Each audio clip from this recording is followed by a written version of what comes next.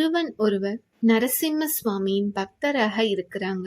இந்த பக்தி அவருடைய தந்தையிடம் இருந்து வந்தது. ஒரு நாள் அவரு தன்னுடைய தந்தை கிட்ட கேக்குறாரு, பகவான் விஷ்ணு பல அவதாரங்கள் எடுத்திருக்காரு.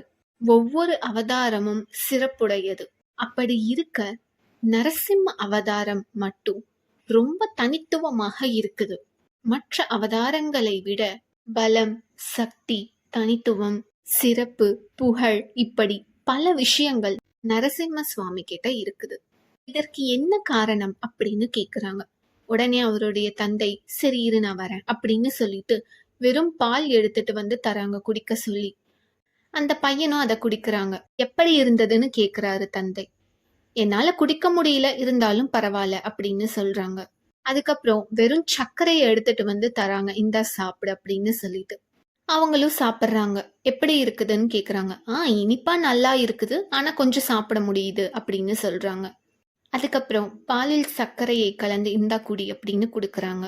அவங்களும் குடிக்கிறாங்க. இப்போ எப்படி இருக்குது அப்படின்னு கேக்குறாங்க. ரொம்ப நல்லா இருக்குது அப்படின்னு சொல்றாரு. அதுக்கு தந்தை சொல்றாங்க, இப்போ நீ நல்லா இருக்குதுன்னு சொன்னல, இந்த விஷயம்தான் நரசிம்ம சுவாமி அப்படின்னு சொல்றாரு. இவங்களுக்கு ஒன்னும் புரியல. அந்த சிறுவன் என்ன அப்படின்னு சொல்லிட்டு கேக்குறாங்க. அப்போ அந்த தந்தை சொல்றாரு, முன்பு வெறும் பால் கொடுத்தன்ல, இது மிருக அவதாரம் எடுத்த விஷ்ணுமூர்த்தி.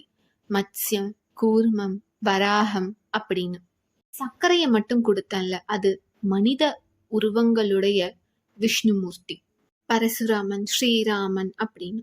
ஆனால் சர்க்கரை கலந்த பால் கொடுத்தன்ல, அதுதான் நரசிம்மமூர்த்தி. மனிதனும் மிருகமும் சேர்ந்த அவதாரம். ஒரு மிருகத்துக்கிட்ட இருக்கும் ஆக்ரோஷம், கோபம் எல்லாமே நரசிம்மமூர்த்தி கிட்ட இருக்கும். ஆனா மனிதர்கிட்ட இருக்கும் அன்பு, சாந்தம் அதுவும் நரசிம்ம சுவாமி கிட்ட இருக்கும். ஹிரண்யகசிபுவை வதம் செய்யும் பொழுது இருந்த கோபமும் பிரகல்லாதனிடம் காட்டிய அன்பும் ஒன்றுதான். ரெண்டும் ஒரே அளவுதான். நரசிம்ம சுவாமியின் பராக்கிரமம், வீரம் எல்லாமே அதிகம்.